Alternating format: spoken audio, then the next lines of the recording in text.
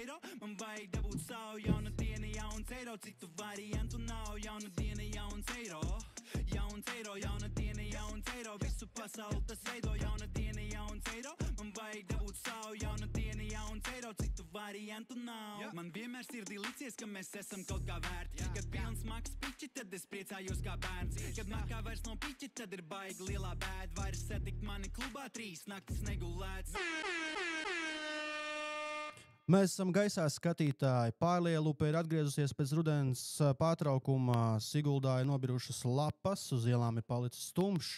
Mēs dimējam gaismu un klausamies podcastu Pārlielupe rubrikā Nemelo. Man ir jaudīgi viesi. Šeit vienmēr ir jaudīgi viesi. Mēs par to parūpējamies. Un tajā tumšajā laikā tev vajag kaut ko, kas aizņem tavu uzmanību no tām visām lielajām problēmām un pievērš tev saimnieciska rakstura izaicinājumiem. Tāpēc vērsim pie ragiem un iepazīstināšu ar mūsu jaudīgajiem viesiem. Tātad mums šodien ciemos ir Jelgavas domes priekšsēdētāja vietnieks tautsaimniecības jautājumos Mārtiņš Štāls. Labvakar. Kā arī mums ir ciemos Jelgavas, teiksim tā, slavenā nīpa, ko mums visi cilvēki mīl un bar. Tehniskais direktors ciemos Oļegs Kulguts. Labvakar. Kā arī viešņi no tālās zemes, Rīgas. Šodien mums ir arī ciemos. Paldies, ka atbraucāt no Altuma energoefektivitātes programmas departamenta vadītāja Ieva Vērzemniece. Labvakar. Nu ko, paldies, ka atnācāt. Mums cilvēkiem Jelgavā vienmēr interesē un rūp, kas notiek manā mājā. Pilsēta ļoti bieži tiek asociēta ar daudzstāvu mājām, un pēc tam tikai privātmāju rajoniem. Un tā lielā rūpe ir daudzstāvu māja, cilvēku daudz, vienoties grūti, katram savas ambīcijas, izaicinājumi, iespējas. Un šodien mēs parunāsim, dārgais skatītāji, par māju siltināšanu, renovāciju un citiem saimniecībā noderīgām lietām. Un varbūt es nekavēšos un pirmo jautājumu uzdošu Oļegam. Oļeg, pastāsti, kas mums notiek Pasta ielā, esot renovēta augstākā ēka Jelgavā? Jā, līdz šim augstākā ēka Jelgavā, ne tikai Jelgavā, bet arī Latvijā, 12 stāvu ēka. Tā ir pirmā 12 stāvu ēka Latvijā, kura ir veikusi pilnu ēkas atjaunošanas procesu. Un mēs lepojamies par to, kad mēs arī pirmie ne tikai 12 stāvu māju esam nosiltinājuši, bet arī šajā ēkā tika nomainīti abi lifti. Wow!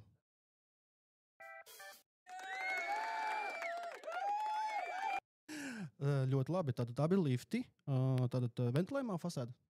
Nē, šajā gadījumā tikai izpildīta tradicionālā veida apmestā fasāde.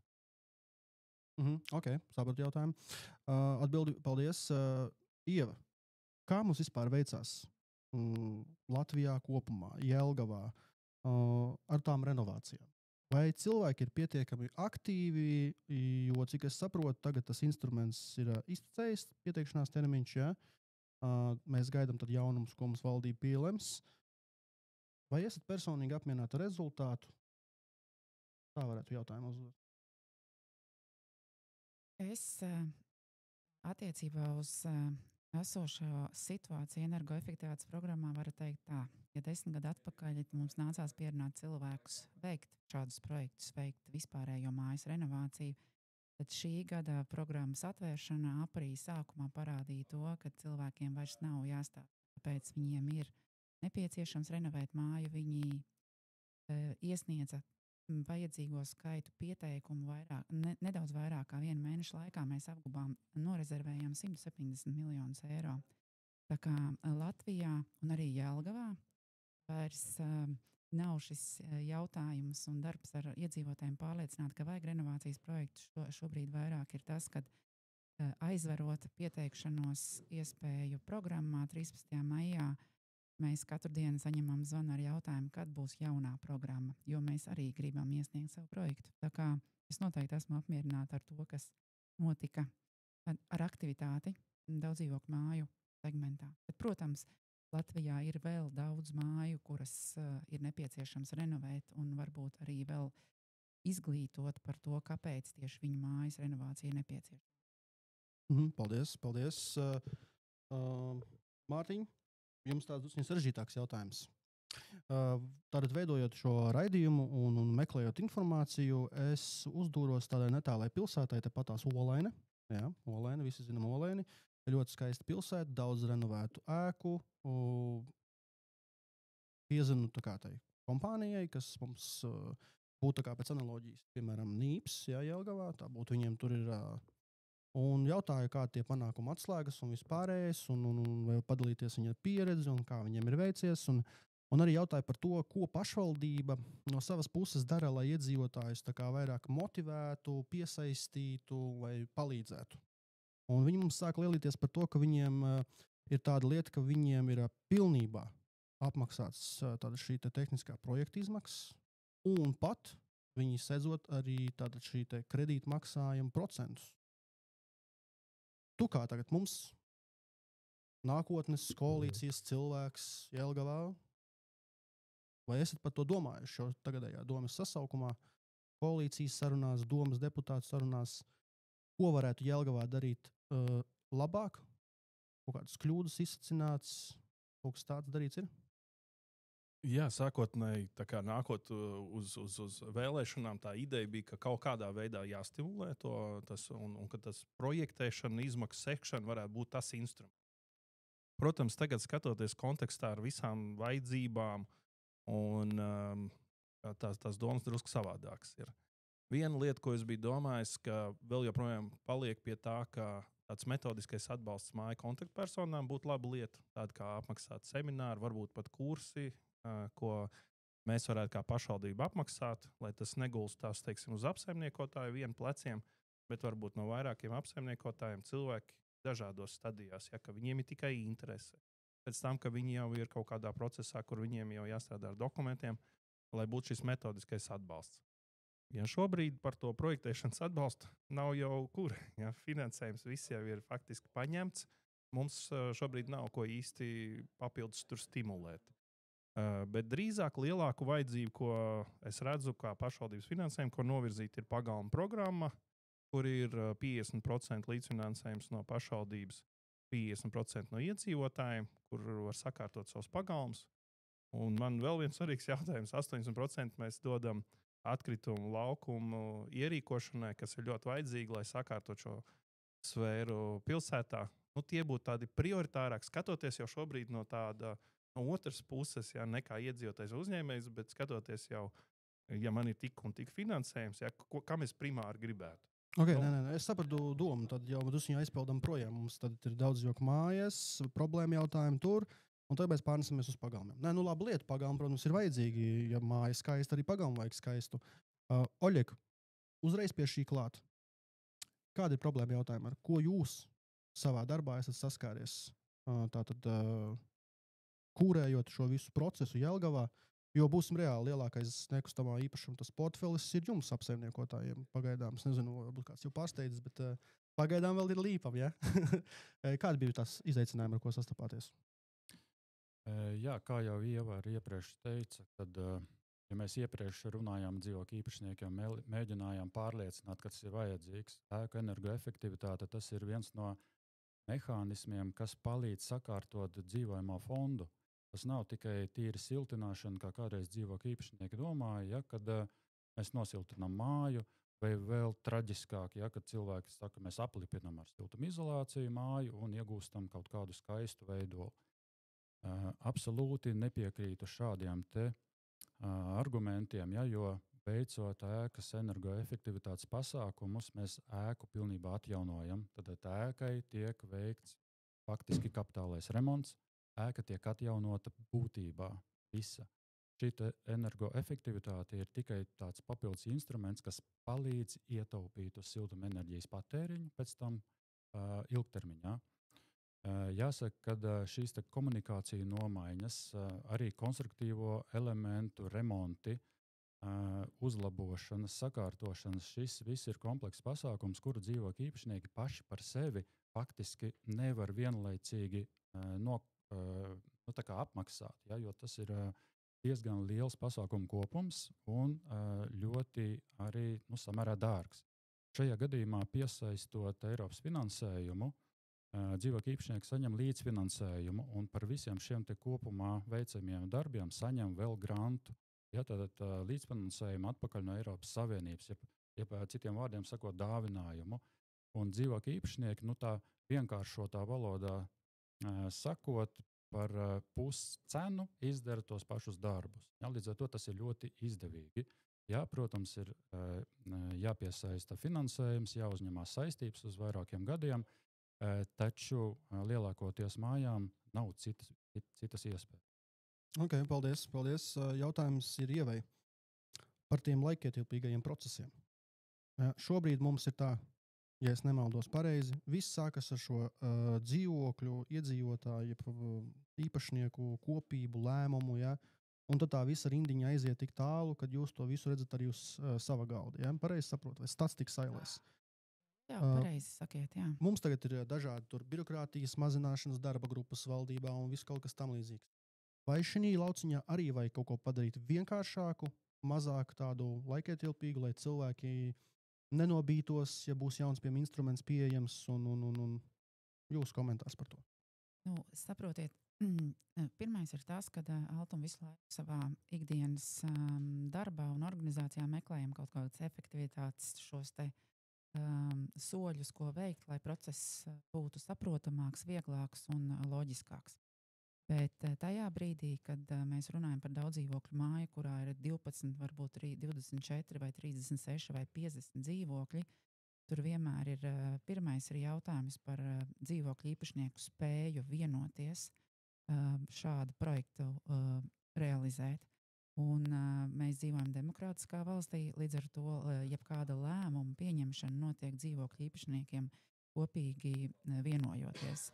Neviens nevar cits šo te vienošanos panākt un projektu realizēt. Iedzīvotājiem ir jāvienojās, ja? Un tālāk jau vienojoties, deleģējot konkrētam uzņēmumam, pilnvarotai personai darboties un dokumentus izstrādāt, tad jau tas kā lai saka, akmeņs sāk velties no kalna. Ja? Bet teikt, ka tas ir ātri, vienkārši, noteikti nē, jo principā mēs runājam par, kā Oļegs minēja, kompleksa renovācija, tas ir būvniecības process, kas nav vienkārši.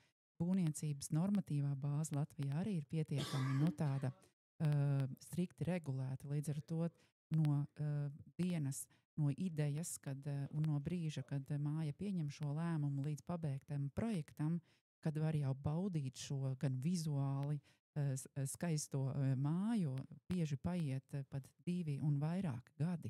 Ja? Tas ir laikietilpīgs process, bet vēlreiz es no savas puses arī visu laiku mēs meklējam kaut kādas, varbūt ne sīkumus, bet kaut kādas lietas, kā mēs varētu kaut ko izskaust un to birokrātiju mazināt šajā procesā, bet ir kaut kādas lietas, bez kurām mēs nevaram. Māja ir jāvienojās, būvniecība ir būvniecība, atļaujas un dokumentiem ir jābūt kārtībā. Tāda kārtīga atbilde, ja mēs varam pēc tam analizēt visi. Rakstiet komentāros. Jums šāds saturs par un ap mājām, par saimniecības lietām, pašvaldība, ietekme, nostiprināšana, izaugsme, vai jums tas interesē? Ja jūs interesē, rakstiet komentāros, dalieties ar šo saturu. Ja ir kādi jautājumi, var tos uzdot komentāros, mēs pārsūtīsim, teiksim, vajag atbildēt mums komentāros, kāda ir jūsu atbilde. Bet pašvaldības lauciņā nākamais jautājums. Tā vilkme ļoti bieži sākās mājai, kad viņi sāk to renovāciju no mājas vecākā. Piemēram, nomaina viņu, vai tas pats esošais to jautājumu sāka pacelt un redz, kad ir citiem, viņš grib tāpat. Ko mēs darām mājas vecākiem? Jo vidējais mājas vecākais, piemēram, Jelgavā, ir pusmūža seniors, bez zināšanām projektu vadībā, bez zināšanām normatīvajos aktos. Tagad viņam, piemēram, ir atnāk pie viņa kāds cilvēks un saka, mums tur kaimiņu māja jau būvē, kad mums sāks. Un kā pašvaldība var palīdzēt tajā jautājumā virzīt kaut kādus projektus, caur nevalstisko organizāciju sektoru var pieslēgt klāt kaut kādas apmācības, nezinu. Jā, tas ir tas, ko es iepriekš teicu par to, ka es redzu, ka tāds metodiskais atbalsts būtu liederīgs, bet es domāju, tā funkcija viņam vēl svarīgāk ir būt šim, kas spēj vienoties. Jo tā māja sastāv no dažādām frakcijām. Tur ir jaunie vecāki, kas grib attīstību, kas grib ieguldīt, kas grib nākotni redzēt. Tad ir, teiksim, seniori, kas grib ietaupīt un negrib domāt, kas būs pēc 10, 15 gadiem. Un viņam ir jāsamierina šīs dažādās mājas intereses. Un bieži pie manīm atnāk ciemos tie pensionāri, kas grib, lai mēs kaut ko pašvaldību darītu, un tai mājas kopībai uzspiest kaut kādu risinājumu, aizliegt tur renovēt, jo viņi nav gatavi šim mēnešu maksājumam. Tas nav viņu interesēs. Un tad es saku, tā ir mājas kopības lēmums, bet vai tas ir mājas kontaktpersona vai kāds cits aktīvs iedzīvotājs, to aktivitāti, manuprāt, var pārņemt jebkurš un organizēt šo procesu. Bet tam ir jābūt labam diplomātam, kas šīs dažādās intereses, es neteiktu apvārdotos cilvēkus, bet pierunā, pārliecina, un kas attiecās uz tehniskiem darbiem, tur jau, kā saka, apsaimniekotājs ar savu pieredzi var vienmēr atnākt un palīdzēt, bet pārliecināt tos mājas iedzīvotājus. Tas, ko es redzu no savu viedokļa, ka tas ir tas grūtākais darbs, katram tam cilvēkam izstāstīt, kad nav to risku tik traki. Bet, piemēram, mums tagad ir Jelgavā apkaimes. Jā. Dibinās apkaimes, dibinās biedrības tajās apkaimēs. Vai caur to prizmu mēs varam tik klātam iedzīvotājiem, kurš vēl nav pārliecināts, un pieņemsim pateikt, nākiet pie Oļega ciemos, viņš jūs aizdīs uz Pasta ielu augstāko ēku Jelgavā un parādīs, kā izskatās renovēta lifta šahta, tur kabīne, kā izskatās fasāde. Vai mēs varam kaut kādu tādu palaist, marketingu, reklāmu, ka mums ir, Es pats esmu no Pasta 38, tas 2 mājas tālāk. Okay. Oļegs bija atnācis, Jā. Viss notiek, bet man mājas iedzīvotāji, mēs sanākam sapulcē, viņi saka, nē, liftus nevar. Labi, tur kaut kāds gudrinieks to zina. Nē, nevar, mums fasādi neizturēs pamat, mums tur sabruks. Pensionārs šokā. Tad tas, ko... Dodam iespēju Oļegam. Oļega, vai sabruks ēka, ja nosiltinās Pasta ielā? 38. Mums ir piemērs, nesabruks. Nesabruks, tieši tā. Bet šeit paturpinot Mārtiņa stāstu, protams, mēs, jebkurā gadījumā mēs palīdzam katram dzīvokļu īpašniekam, katram interesantam, kas interesējas par šiem procesiem. Mēs vienmēr aicinām nākat, runāt. Mēs mudinām dzīvokļu īpašniekus vērsties pie profesionāļiem, uzzināt konkrētas atbildes un pareizas atbildes, nevis iegūt tās kaut kur, varbūt sociālos tīklos, varbūt kaut kur aprunājoties savā starpā, fantāziju, lidojumus un dažādas lietas. Tā kā mēs aicinām visus, kas interesējās, nākt un jautāt, un to arī ļoti daudz izmanto. Mēs arī līdzīgi, kā jūs jau minējāt, tad vedam dzīvokļu īpašniekus, aicinām uz renovētajām mājām, un tie, kas vēl šaubās, viņi parunājās ar renovēto māju dzīvokļu īpašniekiem, kādi ir iegūmi, kā viņiem bija viss tas process, un tādā veidā viņi gūs pārliecību. Tā kā tas process notiek arī nemitīgi šobrīd. Nē, es piekrītu. Nākamais jautājums mums ir Ievai. Es šeit attaisu tādu nelielu interviju vaļā liepājniekiem.lv. Un intervijā jūs sakat, ka mājas renovāciju var salīdzināt ar jaunas automašīnas iegādi, kurai turpmāk būs nepieciešama regulāra tehniskā apkope. Varbūt varat paturpināt šo domu. Tas ir jauns sākums jaunam finanšu instrumentam, tas ir kaut kāda normatīvās izmaiņas. Tas konteksts šeit frāzē bija saistībā ar daudzdzīvokļu māju renovāciju, ar renovētas mājas projektu pabeigšanu. Lai iedzīvotājiem skaidrotu, ka, teiksim, realizējot šo projektu, pabeidzot, tas nenozīmē, ka turpmākos 20 gadus neko nedaram un neieguldam. Regulāri turpmāk pēc renovācijas projekta pabeigšana katru gadu veicam profilaktiskas pārbaudes, lai tas mājas stāvoklis ilgtermiņā būtu pietiekami labs un turpinātu sniegt, būt gan energoefektīvs, gan patīkams tajā dzīvot un apsaimniekot, jo skaidrs, ka tās mājas, kas šobrīd tiek renovētas, viņas ir padomju laikā celtas, un kādu laiku varbūt tā ar gādīgu saimnieku roku nav apsaimniekotas. Ja? Un līdz ar to šobrīd mēs principā investējam mājās, kurās varbūt vajadzēja katru gadu kaut ko investēt, pārbaudīt. Ja? Un tad, kad lai iedzīvotājs to saprot, ka pēc renovācijas nekas jau neapstājās. Jā, mēs esam kompleksu renovējuši, bet katru gadu tāpat pārbaudam, apskatām un, teiksim, lai nodrošinātu mājas ilgtspēju. Tas bija tādā kontekstā ar to jauno automašīnu. Sapratu. Oļeg, uzreiz tev metamies iekšā. Pastīlā jaunā ēka. Ja? Vai mums tas ir jauns apsaimniekošanas plāns vajadzīgs? Uzturēšana, izmaksas. Vai ir bijusi tāda saruna ar iedzīvotājiem? Kā tālāk, kaut kādu rokas grāmatu vai instrukciju, kā tālāk lietot to jauno automašīnu, to jauno māju, to jauno liftu, to jauno fasādi, to jauno jumtu? Kā tas iedzīvotājs, kā saka mums saltuma pārstāve, kā viņš zinās? Lai neaizmirstās, lai nav tā, kad viņš brauc viņu un atkal nobrauc līdz pēdējiem, ja? Nodzīvo tā, ka atkal viss ir pa jaunam, jāņem liels kredīts, jāpiesakās saltumā. Jāsaka, ne tikai pastīli, bet visas mājas, kuras esam siltinājuši, kuras esam atjaunojuši, visām mājām šis mūžs sākas tā kā jaunā ciklā. Ja? Un jāņem vērā to, ka mēs kā pārvaldnieks turpinam pārvaldīt šīs mājas. Mēs esam tiešām profesionāls pārvaldnieks, un mēs jau redzam, kas mājās ir vajadzīgs, kas nav vajadzīgs. Ja līdz šim dzīvokļu īpašnieki varbūt nevarēja vienoties par kaut kādiem remontu darbiem, nevarēja vienoties par finanšu uzkrājumu, lai veidotos brīvi pieejamie finanšu līdzekļi, lai varētu veikt kaut vai remontu darbus. Ja ir kaut kāda avārijas situācija, ir kaut kas jālokalizē vai kaut kas jāsaremontē, tad bieži vien dzīvokļu īpašnieki nevarēja šo vienoties par kopējo šo te darbību, ja, un tas bija sarežģīti, bet šobrīd pēc mājas atjaunošanas faktiski viss komunikācijas ir nomainīts, māja ir sakārtota, un šie papildus finanšu līdzekļi vairs nav nepieciešami tik lieli, kā tas bija pirms mājas atjaunošanas. Līdz ar to mēs katru gadu pārskatām finanšu plānus mājām un skatāmies, kas konkrētā gadījumā ir nepieciešams.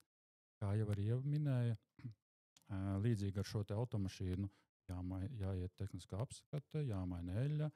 Mājai tieši tāpat ir jāveic vizuālā apskate, ir jāveic hidrauliskās pārbaudes, ir jāveic elektroinstalāciju pārbaudes. Neatkarīgi no tā, šī māja ir jauna vai šī māja ir sena, kurai varbūt nav veikti šie uzlabošanas darbi. Tātad mājas uzlabošanai jebkurā gadījumā jāseko līdzi un ir vajadzīgs profesionāls pārvaldnieks, kas to dara. Mēs sekojam katrai mājai līdzi, vērtējam konkrētus darbus un konkrētas izmaksas, cik uz nākamo periodu ir nepieciešams. Mēs vienojamies ar dzīvokļu īpašniekiem. Atvainojos tādai atkāpītai par šo dzīvošanu renovētā mājā. Altuma ik pa laikam saņem vēstules no dzīvokļu īpašniekiem, kuri dzīvo renovētā mājā, un visbiežāk tās sūdzības un raizes ir par apkuri.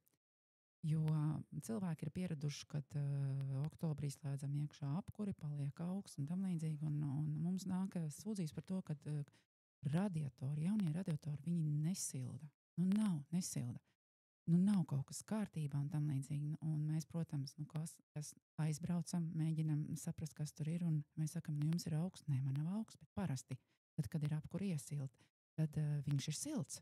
Bet jums taču ir 22 grādi. Jā, man ir, bet kāpēc viņš nav silts? Var sakot, ka energoefektīvā mājoklī nevienmēr tam radiatoram jābūt karstam, ja? Jo mājoklis pats jau to siltumu tur, un radiators var būt arī remdens. Un temperatūra dzīvoklī laba. Interesanti. Klau, man pie šī gribās vēl arī divus mītus, lai atbild kolēģi. Mēs pat būsim pie mītiem. Pie mītiem nāksim, Mārtiņ.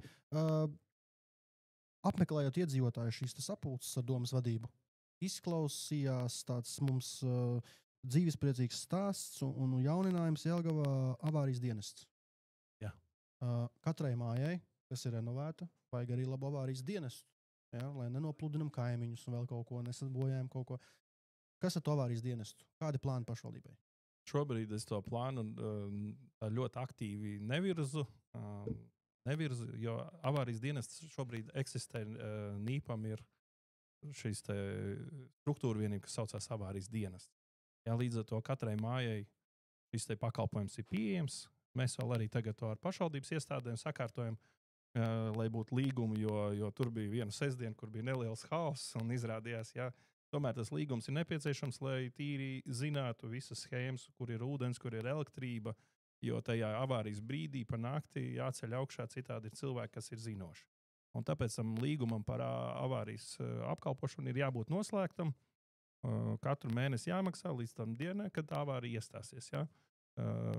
Ko tur tajā sistēmā uzlabot, man nav šobrīd tāda uzreiz konkrēta soļa, bet pakalpojums jau ir eksistējošs, un es pats viņu kā daudz dzīvokļu mājas iedzīvotājs esmu izmantojis. Mums gan bija situācija, ka kaut kādi kraukļi vai kas bija iemetuši caurulē kaut kādu glāzi, un lietas laikā visi mēs aplūdām pa nakti. Nu, un tad avārijas dienas atbrauc un izņēma šo glāzi. Jā, nu, paldies, tas bija tas pakalpojums. Bet mums nebija nejausmas, no kurienes pēkšņi gāžās lietas ūdens. Nē, es sapratu, kungi, ka jūs arī gribat savā starpā parunāt par tiem mītiem, Mārtiņ. Kādi ir tie mīti? Jā, mīti runājot ar māju kontaktpersonām, es dzirdēju ļoti dažādas stāstus, un tāpēc es gribu, lai viņi tā kā mīti tiek kliedēti. Viens tas mīts bija, ka nepieciešams tajā brīdī, kad par renovāciju, lai vienotos, ir nepieciešams 100% mājas kopības īpašnieku paraksti. Ja, ka tur nederēs 50% plus 1, ja, ka tur sagaida vairāk. Un tur Altums varētu atbildēt. Un otrs moments ir par to, kad iedzīvotājiem, ka viņiem ir šis mēneša maksājums, un tas nav mīts, tā vairāk tā ir tā problēma, ka ja viņš nav, teiksim, nobalsojis, bet viņam pienāks tāpat maksāt, kāda ir tā faktiskā situācija, kā mājas kopība nomaksā, ja ir viens šis nemaksātājs. Nu, tad pirmais ir mīts, un otrais ir problēma, par ko man iedzīvotāji saka, ka viņi paredz to problēmu, un kāda tur varētu būt risinājuma. Mītu varbūt Altums var izstāstīt par to 50 plus 1, vai var pieņemt lēmumu ar mazāk procentu, kādos gadījumos varētu būt atkāps no tā.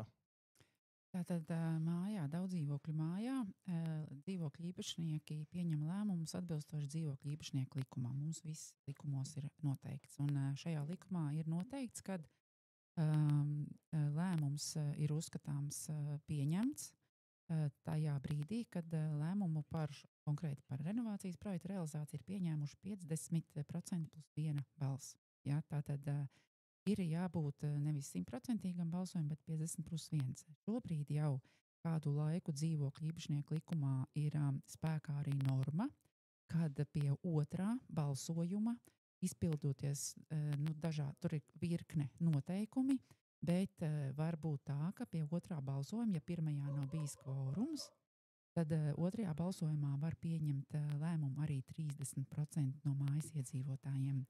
Un tad dzīvokļu īpašnieku likums pasaka to, kad, ja 3 mēnešu laikā nav apstrīdēts šis pieņemtais lēmums, tad viņš stājās spēkā, un viņš ir saistošs visiem mājas dzīvokļu īpašniekiem. Ok, nē, viss kārtībā. Vēl par mītiem runājot, Oļegam jautājums. Bet tur bija sadaļa par to, ka iedzīvotāji uzskata, ka Altums prasa vairāk tomēr to dzīvokļu īpašnieku balss nekā likums, un tad tur ir situācija ar kreditētājiem. Ja? Jā, tātad Altuma noteikti, ja tiešām ir tāds gadījums, tad es labprāt gribētu dzirdēt, kad Altums ir prasījis vairāk kā šo 50 plus 1, bet, kamēr es esmu Altumā, tas ir vairāk kā 5 gadi, mēs pieturamies pie atbilstībai likumam un ir 50 plus 1. Jā, par cik projekta realizācijas finansējumu nodrošina ne tikai Altuma māja, var arī paņemt aizdevumu sākotnēji Svetbankā, Sebbankā vai Citadela bankā. Šajā gadījumā banka var izvirzīt augstākas prasības un prasīt, piemēram, 60% balsojumu vai pat nedaudz lielāku. Ja? Jo, protams, kad jo lielāk, jo vairāk mājas iedzīvotāji ir nobalsojuši, jo lielāka tāda drošība par to, ka ilgtermiņā šis kredīts atmaksāts tiks bez kaut kādām pretenzijām no kādiem dzīvokļu īpašniekiem. Lūk, okay, labi, mums nākamais jautājums par mītu ir Oļegam. Tātad, vai viena ēka, pieņemsim, Pasta iela, Pasta iela slavena. Slavena, viņi visu rakstīja, visos medijos. Jā, un balvu arī dabūja. Jā, tā kā es domāju, lieta, par ko ir Jelgavniekiem jālepojas, nezinu. Bet labi, tad viņi var pieteikties tikai tad vienam tam atbalstam. Piemēram, būs vēl kāda remonta darba, citi pēkšņi neplānoti vajadzīgi, vai ir iespēja vēlreiz aiz uz Altumu kaut ko pajautāt naudiņu? Precīzāk atbildi var Ieva pateikt, bet, manuprāt, nē. Manuprāt, var tikai šobrīd veikt ēkas energoefektivitātes paaugstināšanas pasākumus, bet šeit ir jāsaprot mazliet citu domu.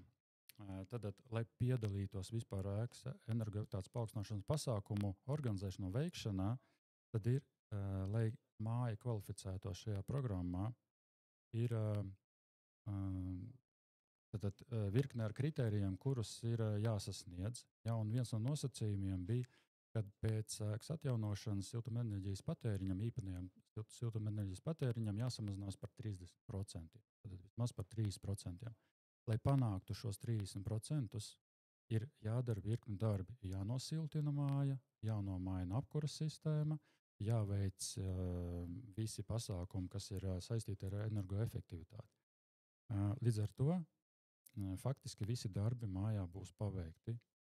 Ja jūs gribēsiet nākamajā etapā kaut ko vēl darīt, visticamāk būs šādi paši nosacījumi, vismaz tie 30%.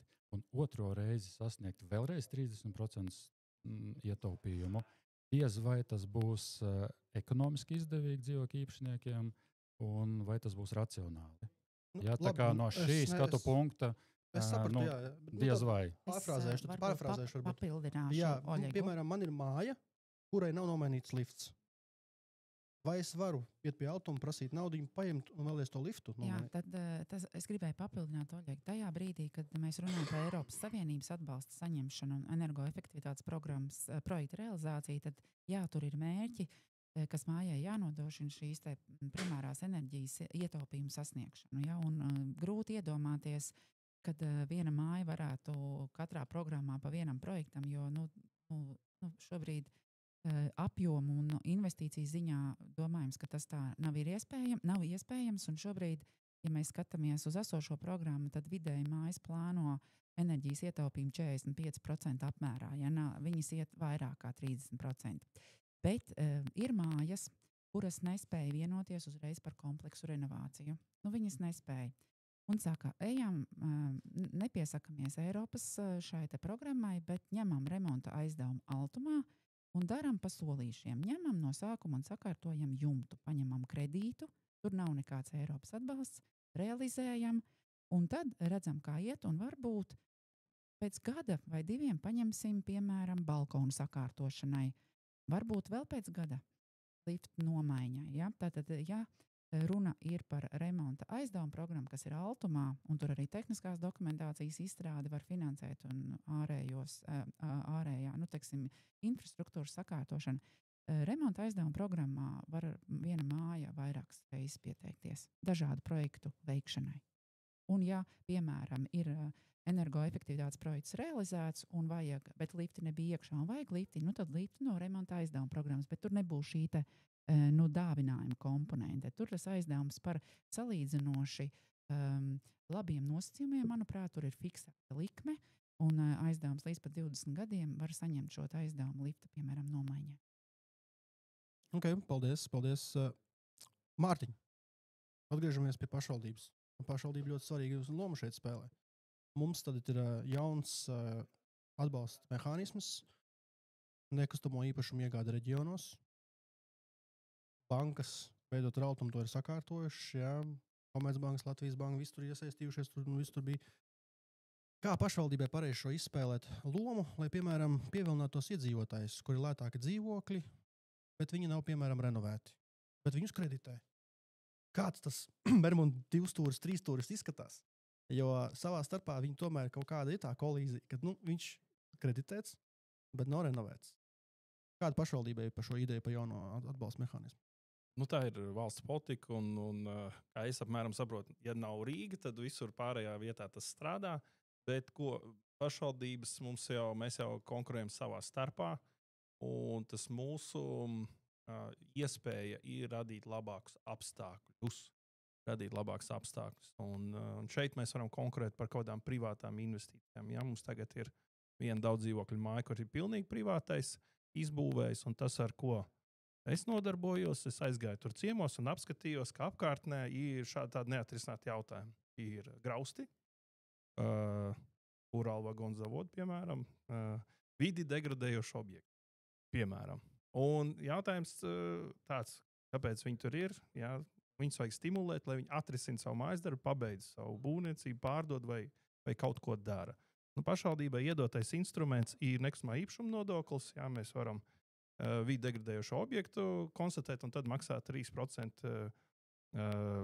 nekustamā īpašuma nodokli. Ja? Nē, bet tas mēs tagad aizējam uz tādu, ka mums ir vispārīgi cilvēks, kas veic komercdarbību. Mēs tagad vairāk tādu fiziska persona, Jānis Ozoliņš, dzīvo Jelgavā.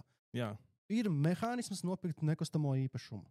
Nē, ļoti labi, bet viņam pasaka, ka mēs tev nevaram kreditēt tur pilnīgi pirms vairākiem gadiem, tāpēc, ka māja nav renovēta.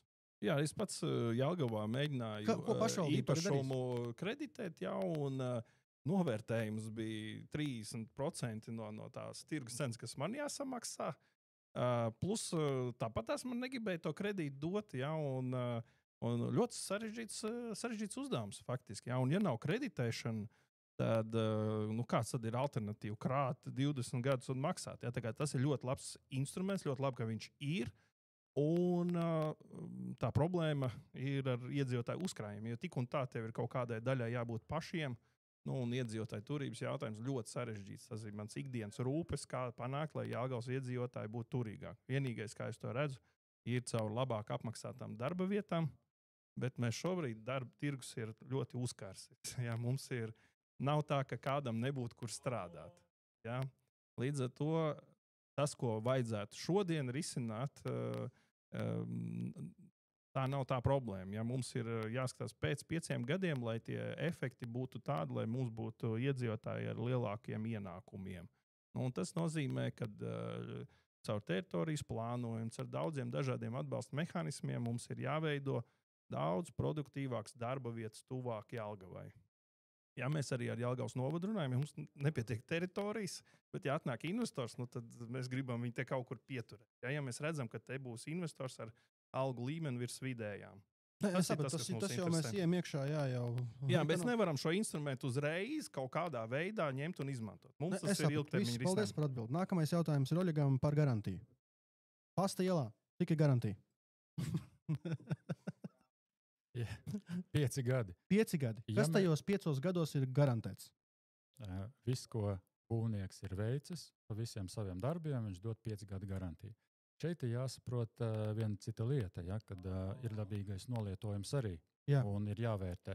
Piemēru, kas ir dabīgs? Kāpnes, lifts, kas ir dabīgs? Jā, kāpņu krāsošana, ja ir nodilusi krāsa uz kāpnēm. Ja mēs redzam, ka tas ir mehānisks bojājums, ja, tad dzīvokļu īpašnieki ir izraisījuši šo bojājumu, tad tas nav garantijas darbs. Šeit ir individuāli jāvērtē. Protams, ir kaut kādas strīdīgas situācijas, kad var vērtēt, bet tam mēs piesaistam arī būvekspertus, ja, kas arī nosaka, kas ir izraisījis šo negadījumu.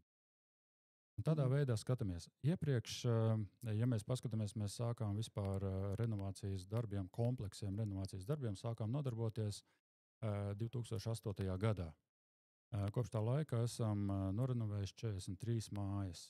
Un šajā sākotnējā procesā arī būvniecībā bija citi standarti, citas prasības, citas pieredzes, ja, un tad būvnieki deva pat 10 gadu garantiju.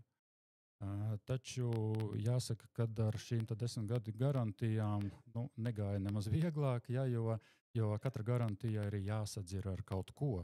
Ja, un, protams, ka tās ir apdrošināšanas kompānijas, kas apdrošina šo garantijas periodu.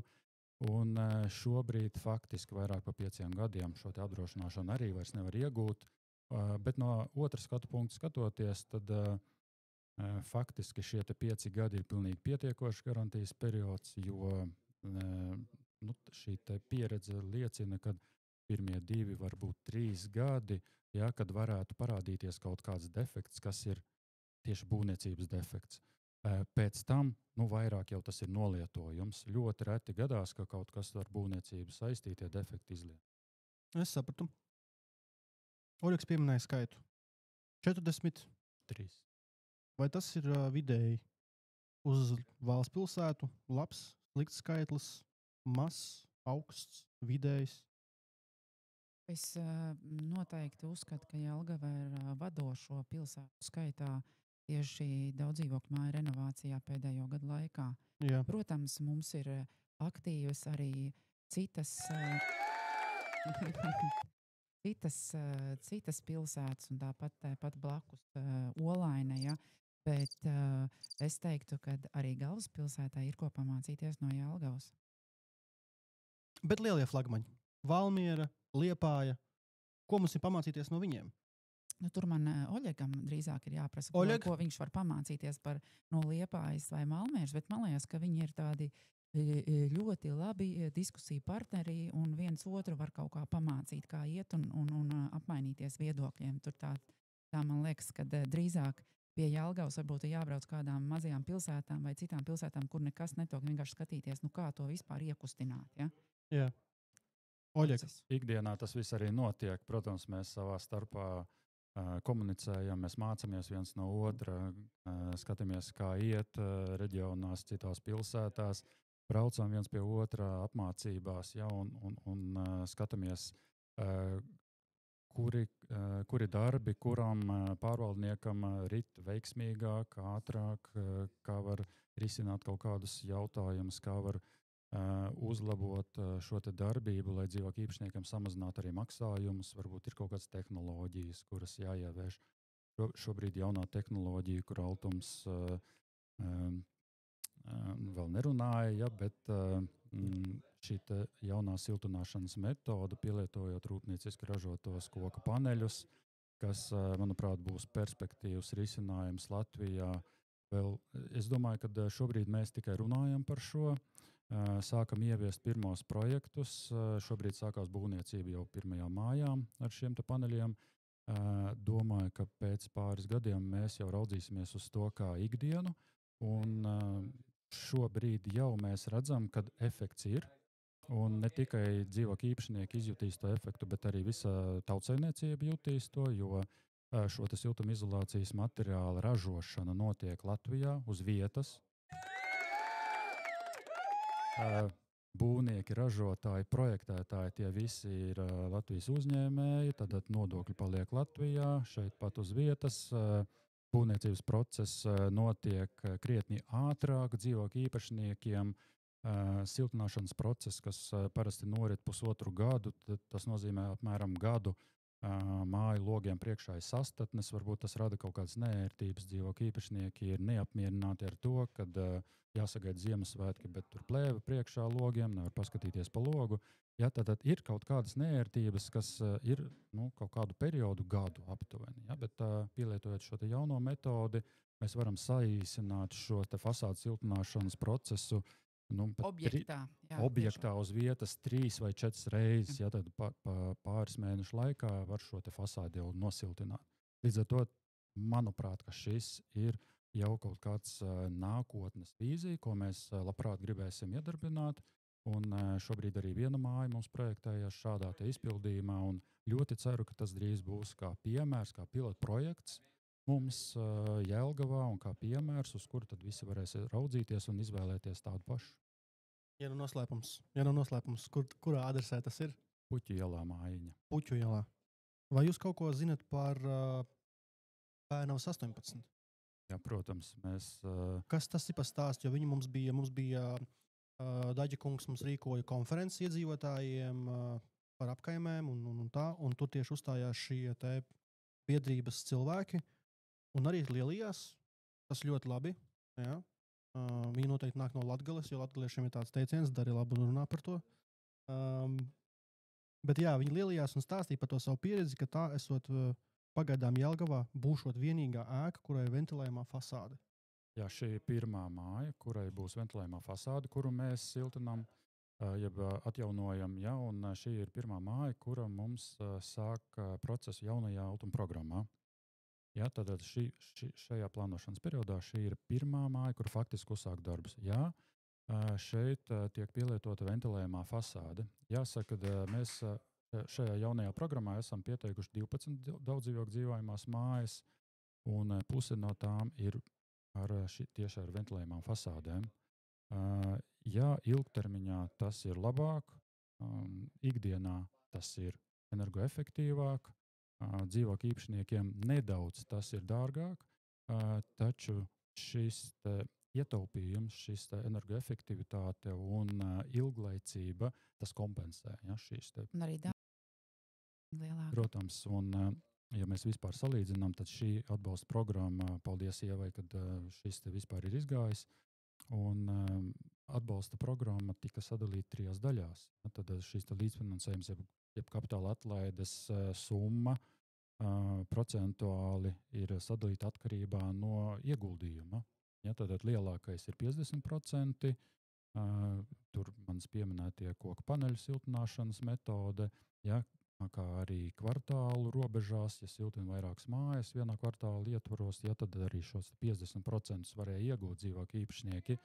Ar ventilējumām fasādēm ir 45%, ja, un tradicionālā izpildījumā ir 40%. Līdz ar to dzīvokļu īpašnieki faktiski iegūs to pašu, tikai par par tām pašām izmaksām iegūs varbūt mazlietiņu labāku, jeb, tas tā skaļi teikts, labāku vai citādāku risinājumu. Citādā. Labi, ņemsim par piemēru citādāk. Jautājumu atbilžu sērija. Mārtiņ, tavs jautājums. Kam tu gribi uzdot jautājumu vispār?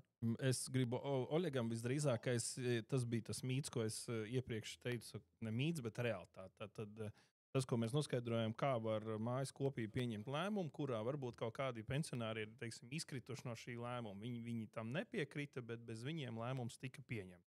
Un tagad ir situācija, ka viņiem ir jāmaksā tā summa, un viņi nevar samaksāt. Un tad vai tas ir kaut kāds ikdienas risinājums, vai ko šeit darīt? Ja? Jo tie cilvēki, ar ko es saskaros, ka viņi grib, lai es kaut kādā veidā to projektu apturu, bet es saku, tas ir jūsu mājas kopības lēmums, nevis pašvaldības kaut kādā mērā lēmums.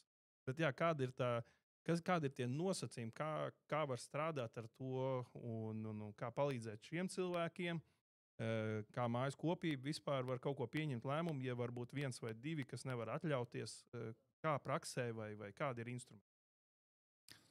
Dzīvokļu īpašnieki pieņem lēmumu likuma ietvaros. Ja, tātad viss notiek likumīgi, atbilstoši likumam. Ja, un dzīvokļu īpašnieki negrib uzskaitīt, kādi tiem metodas ir sasaucot sapulci aptaujas veidā vai vienojoties. Ja, tātad dzīvokļu īpašnieki pieņem lēmumu. Ja, un likums arī nosaka to, ja dzīvokļu īpašnieku vairākums pieņem lēmumu, tad pārējiem dzīvokļu īpašniekiem tas ir saistoši. Ja, līdz ar to, kā jau Ieva arī minēja, ja, tad likums arī paredz apstrīdēšanas laiku, ja, un jebkurā gadījumā jāsaprot ir vienu, kad dzīvokļu īpašnieki, ja viņi pieņem lēmumu par visu māju kopumā, viņi nepieņem lēmumu par savu dzīvokli kā atsevišķu māju mājā. Ja, tad viņi pieņem lēmumu par visu māju kopumā.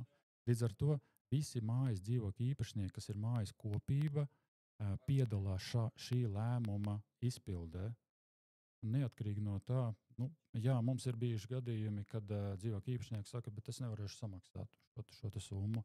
Mums pat ir bijuši fiziski šādi gadījumi, kad vienas mājas ietvaros māja pieņem lēmumu mājas renovāciju, bet ir tiešām pensionāru pāris, kuri dzīvo lielā dzīvoklī, un viņi nespēja samaksāt ikdienas maksājumus.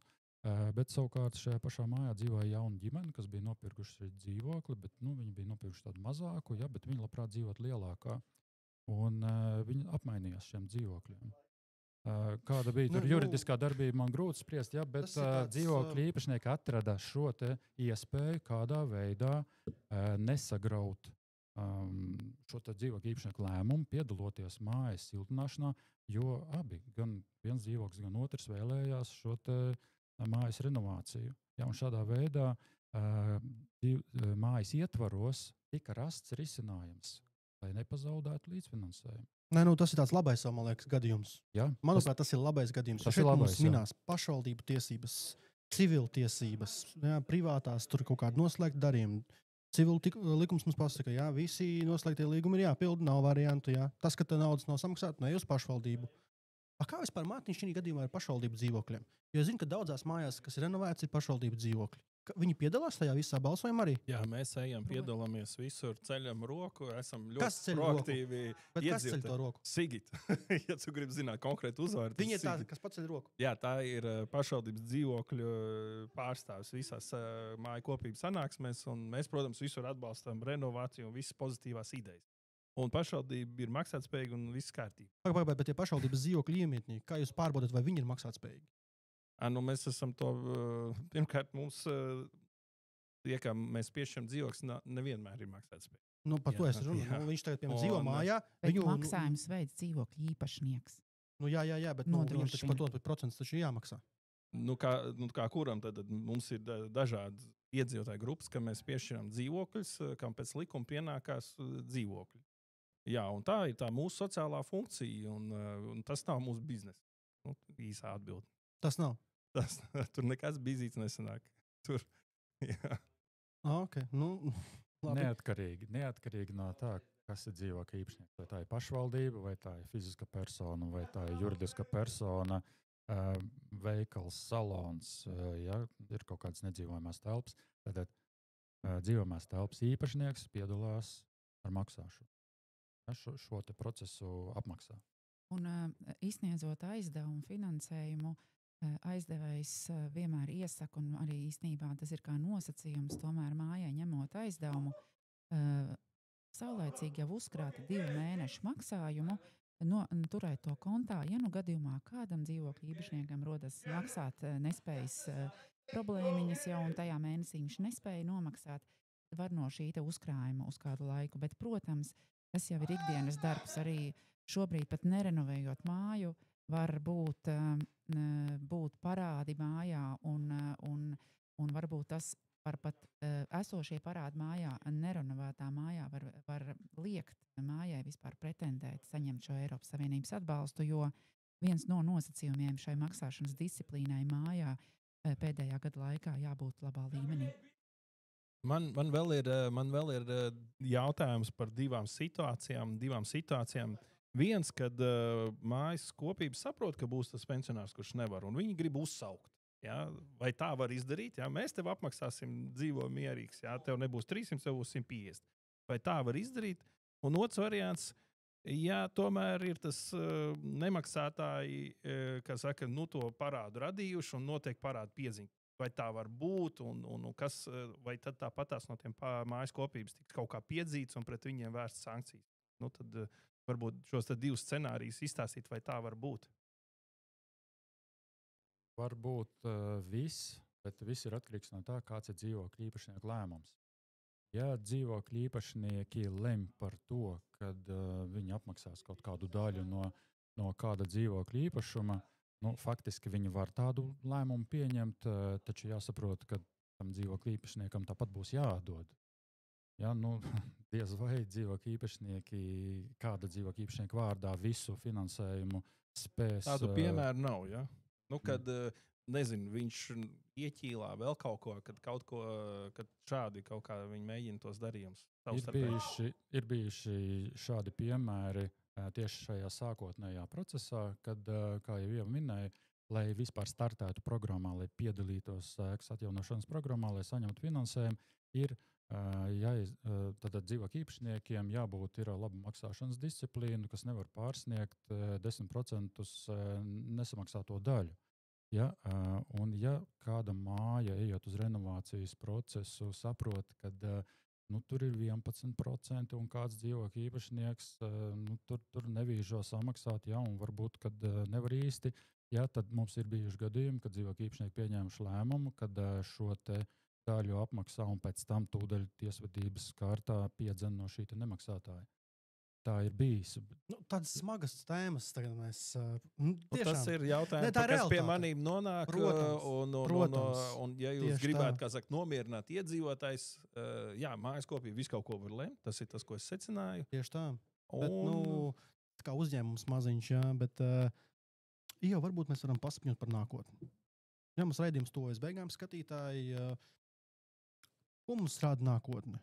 šādam atbalsta finanšu instrumentam būt, turpināties? Un ko vajag izmainīt? Varbūt kādi jau ir secinājumi, kaut ko vajag mainīt? Šajā jautājumā atbilde ir sekojoša, ka Altuma ir programma ieviesēji. Mēs izpildām programmas ieviesēja pienākumus tām programmām, ko ekonomikas ministrija mums sagādā. Līdz ar to tas, ja tā var teikt, naudas maiss nāk no ekonomikas ministrijas. Ja? Un šobrīd pie horizonta nav, diemžēl, tāda reāla programma, kas varbūt tuvākā pusgada laikā tiks atvērta daudz dzīvokļu mājām. Bet skaidrs, ka gan nākamajā struktūra fondu programmā būs finansējums, un šobrīd ekonomikas ministrija ļoti aktīvi strādā pie papildus finansējuma, atrašanas daudz dzīvokļu māju energoefektivitātes programmai, jo tāds rezultāts, kā bija šajā gadā, bet nedaudz ilgākā laikā, kā vienā mēnesī apgūt 170 miljonus, tā nekad Latvijā nebija bijis. Nekad. Arī man tas sapņos nerādījās, ka mēs varam tik ātri rezervēt to visu programmu. Ja? Un arī daudzas mājas bija pārsteigts. Viņas domāja, tad programma atvērās, es tagad sataisīšu. 2 mēnešus noteikti būs vaļā, iesniegšu. Mājā grib iesniegt. Nav. Viņi saka, tiešām nav vairs. Kā? Un tad mūs pielīdzina jaunā Rīgas teātra biļetēm. Kad tik ātri pazūd, kad nepaspēja iesniegt projektus. Ja? Bet tas, ko es vēlos teikt... Tas, ko es vēlos, jā, tā ir laba lieta, bet tas, ko es vēlos arī pateikt šobrīd, ja daudzdzīvokļu mājai ir vēlme realizēt šos daudzdzīvokļu māju projektu energoefektivitātes, tad vērsties pie sava apsaimniekotāja un spērt jau pirmos soļus, vienoties savstarpēji, ka šādu projektu gribam, apskatāmies uz maksātspēju, vai mēs atbilstam programmas kritērijiem, jo tie mājas kritērija atbilstība, un principā no vienas programmas uz otru programmu, šī jau bija 3. programma, ko mēs ieviesām, tomēr ir līdzīgi, ja? Un varbūt tomēr domāt par to, ka to tehnisko dokumentāciju, to projektēšanu arī uzsākt jau, ja? Jo principā energoefektivitātes mērķi jau būs tie paši, tāpat šīs primārās enerģijas ietaupījumi, ja? Un tomēr jau, programma nav šobrīd, bet pēc gada 2 viņa noteikti būs, ja? Šobrīd es nevaru pateikt konkrēts nosacījums un kad atvērs, bet tas, kad viņa būs, tas ir skaidrs. Un aicinu negaidīt tos gadus, kad būs informācija par programmu, bet šobrīd jau spērt pirmos soļus, vienoties pirmkārt savā mājā, ka tādu projektu vajag, un varbūt jau sākt to dokumentus arī izstrādāt. Oļeg, jums nākamais vārds ir, jo tas ir mums tā kā, beigu frāze, jums raidījums tuvojas beigām, par nākotni. Mums Altums saka vienoties. Par nākotni. Tagad mums ir māja, kurai nav šāda vienošanās bijusi. Pirmais solis, ko viņiem darīt? Pirmais solis ir vienoties. Ja kurā gadījumā kā tas notiek? Ir jābūt vēlmei. Griba. Ja kaut viens cilvēks šajā mājā ir ar vēlmi sakārtot māju, viņam nav jāguļ, viņam ir jānāk uzreiz kaut vai pie sava pārvaldnieka un jāpajautā, ko mums darīt. Mēs viņam sniegsim atbildi, mēs pateiksim, kas ir jādara, lai viņi operatīvi varētu uzsākt savu procesu. Jāsaka to, ka no visām šīm mājām, kuras pieteicās 1,5 mēneša laikā, nebūtu visas mājas nepieteicās. Palikās vēl strīpas mājas, kuras nepaspēja pieteikties. Līdz ar to tās mājas jau gaida. Un, ja mēs runājam par nākotni, tad šobrīd jāpasaka, ka katru nedēļu mums pa kādai mājai nāk klāt ar tieši šādu jautājumu, ko mums darīt. Projektēt, neprojektēt, iet uz priekšu, neiet uz priekšu. Ja ir mājas, kuras vēlās, un ja šobrīd būtu atvērta šāda programma un varētu nepārtraukti pieteikties, es domāju, katru nedēļu mēs pieteiktos pa vienai mājai. Manuprāt, ka tas parāda to, ka māju energoefektivitāte tas ir ļoti svarīgs jautājums. Ceļš ir pareizējams, pieredze mums ir, un dzīvokļu īpašnieki mums uzticās, un viņi nāk pie mums pēc padoma, jo mēs viņam spējam palīdzēt. Līdz ar to es domāju, ka nākotnē ēku siltināšanai noteikti ir. Ļoti labi. Ir. Vai būs? Ir griba, jauns projekts ievieš, vai pašvaldība no 3,000 paies uz augšu un panāks pretī tam iedzīvotājiem vairāk, piemēram, tehniskā projekta, piemēram, finansējumā.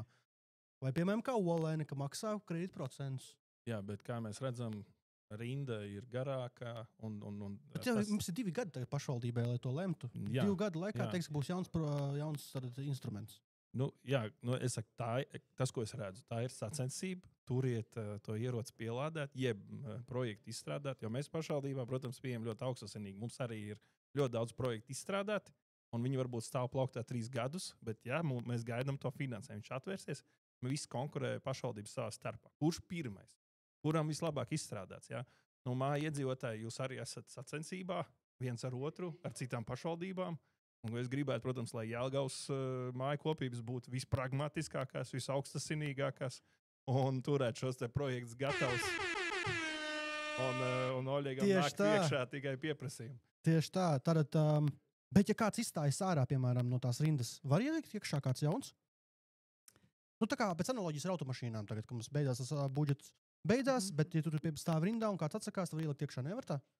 Mēs jau ar tādu ziņu un pieredzi no iepriekšējām programmām esam paņēmuši vairāk projektu šobrīd.